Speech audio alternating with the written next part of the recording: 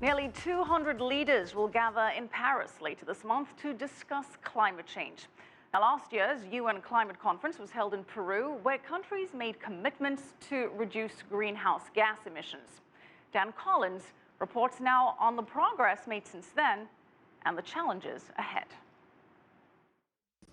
As one of the most ecologically diverse nations on the planet, Peru is sensitive to climate change. The country hosted the 2014 United Nations Climate Change Summit, or COP20, and has laid the groundwork for a possible agreement. COP20 was a success. If it had been a failure, the COP21 would not have been possible. This year's summit in Paris is seen as key for the signing of a new global agreement on climate change.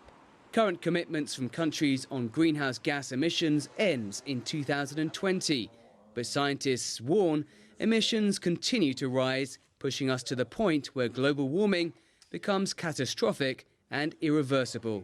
Pulgar Vidal said there was now more momentum than ever. There's never been such political support as we have today.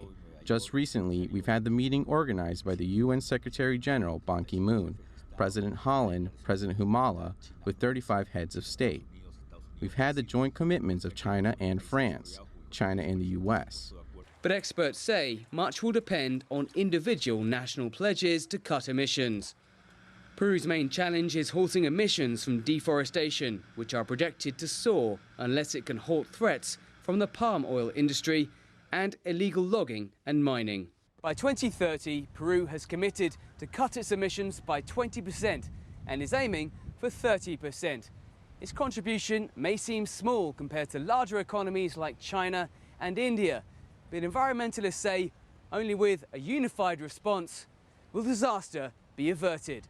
Developing nations like Peru can still cut emissions without slowing their economies, says Pulgar Vidal.